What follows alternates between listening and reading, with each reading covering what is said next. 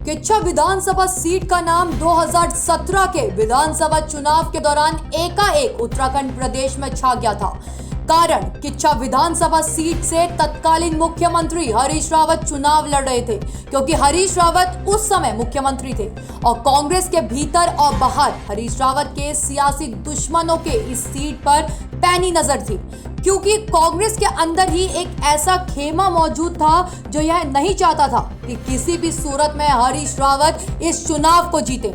इसे प्रधानमंत्री नरेंद्र मोदी का लोगों के सर पर चढ़कर बोल रहा जादू कहें या फिर कांग्रेस के सबसे बड़े नेता हरीश रावत का पहाड़ छोड़कर मैदान में आकर चुनाव लड़ना, वही हुआ जो हरीश रावत के सियासी दुश्मन चाह रहे थे। कांटे की टक्कर के बीच हरीश रावत यह चुनाव हार गए और भाजपा के प्रत्याशी राजेश शुक्ला ने इस चुनाव को जीतकर किच्छा में मानो इतिहास रच दिया हो। आइए अब एक नजर किच्छा विधानसभा सीट के चुनावी इतिहास पर डालते हैं।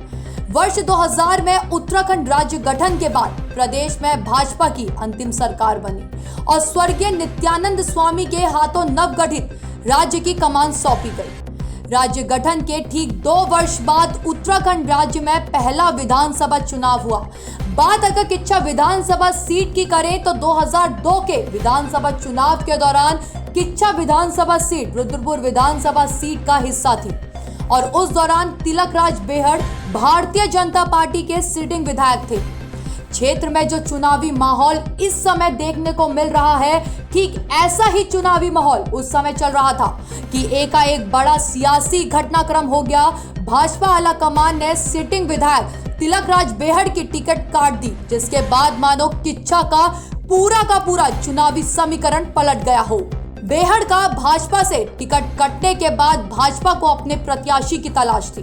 भारतीय जनता पार्टी ने संघ के नाता रखने वाले विजय पपनेजा को टिकट देकर चुनावी मैदान में उतार दिया। इधर दूसरी ओर समाजवादी पार्टी के चर्चित चेहरे राजेश शुक्ला ने भी सपा से नामांकन दाखिल कर दिया। राज्य के पहले चुनाव में किच्छा विधानसभा सीट पर समाजवादी पार्टी, जिस पर उत्तराखंड विरोधी होने का आरोप लग गया था, इस पार्टी से राजेश शुक्ला का कड़ा मुकाबला विधायक तिलकराज बेहड़ से होने जा रहा था। कड़े चुनावी संघर्ष के बीच तिलकराज बेहड़ ने इस चुनाव को जीतकर कांग्रेस के साथ साथ भारतीय जनता पार्टी के नेताओं को भी अपनी काबिलियत का एहसास करा दिया। यहाँ गौर करने वाली बात यह है कि सपा के टिकट पर चुनाव लड़ रहे राजेश शुक्ला दूसरे स्थान पर आए हैं, जबकि पूरे उत्तराखंड में समाजवादी पार्टी का जरूरत से भी ज्यादा खराब प्रदर्शन रहा। जबकि हैरानी की बात यह रही कि भारतीय जनता पार्टी के प्रत्याशी विजय पपनेजा तीसरे स्थान पर रहे, जिसके बाद 2007 के विधानसभा चुनाव के दौरान बीते वर्ष 2002 में राजेश शुक्ला के शानदार चुनावी प्रदर्शन को देखते हुए भाजपा ने उन्हें टिकट दे दिया। रुद्रपुर किच्छा विधानसभा सीट पर फिर एक बार तिलकराज बेहड़ और राजेश शुक्ला आमने सामने आ गए।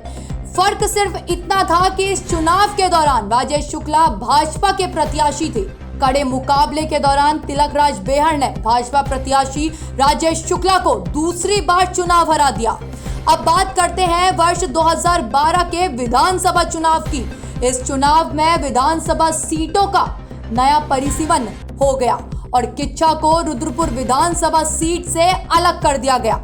2012 के विधानसभा चुनाव के दौरान तिलकराज बेहड़ ने अपनी सियासी रणभूमि रुद्रपुर को चुना।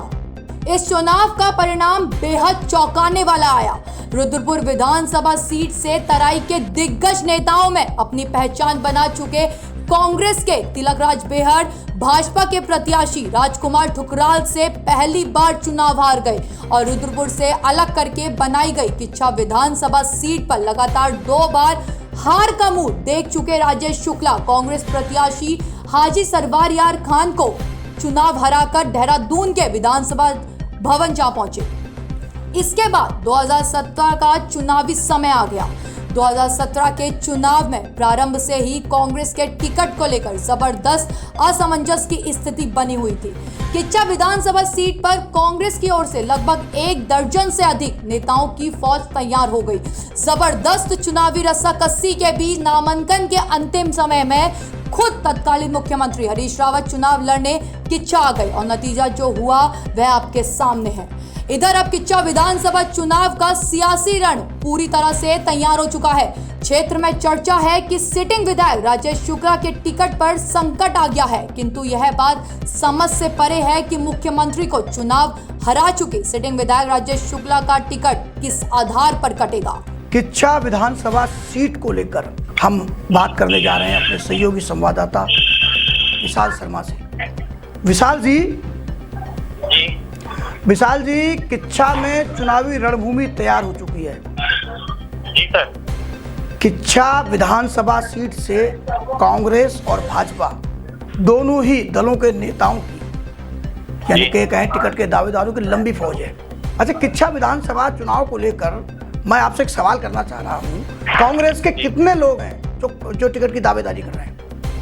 जी सीधा बताऊं तो कांग्रेस से लगभग नहीं तो 8 से 9 लोग हैं जो दावेदारी पेश कर चुके हैं अपनी जी। और हाईकमान से जो मांग कर रहे हैं कि उन्हें ही टिकट दिया जाए, जो पार्टी को लेकर के उनका कहना है कि पार्टी को हमने जीता है और अपने मेहनत से बनाया है हमने पार्टी को, तो मांग कर रहे हैं कि हाँ टिकट उन्हें ही दिया जाए। यहाँ पे जोरों शोरों से स्थानीय का मुद्दा भी उठाया जा रहा है। यहाँ के जो दावेदार स्थानीय दावेदार हैं और कुछ एक नाम बताइए विशाल जी।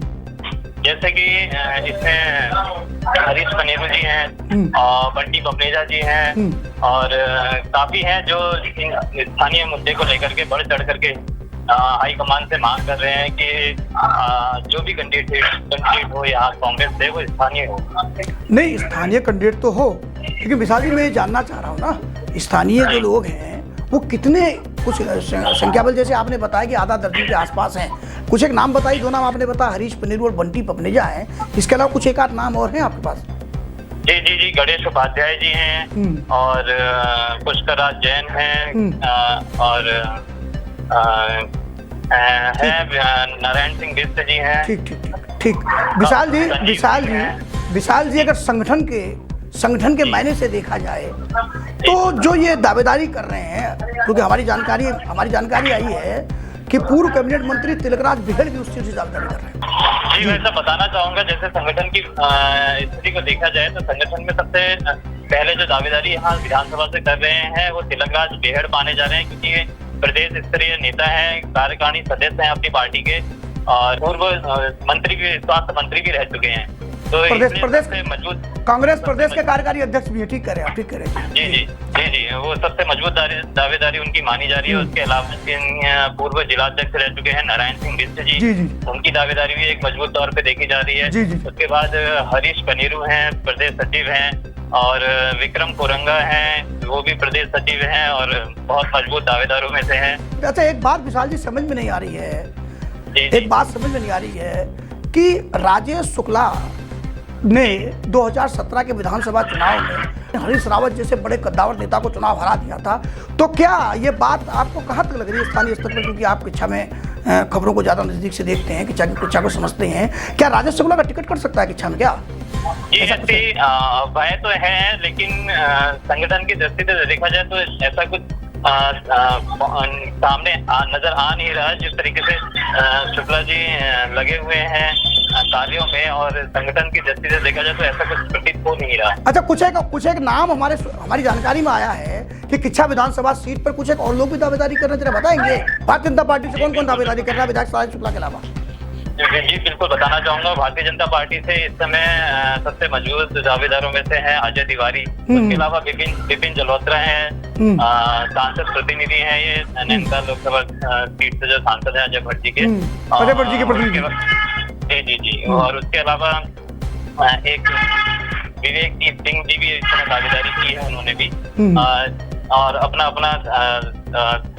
हर संभव प्रयास कर रहे हैं कि टिकट मिले उन्हें और आगे हैं चुनाव में। अच्छा, किच्चा विधानसभा सीट में विपक्ष के हाथ सबसे बड़ा मुद्दा क्या लगा है?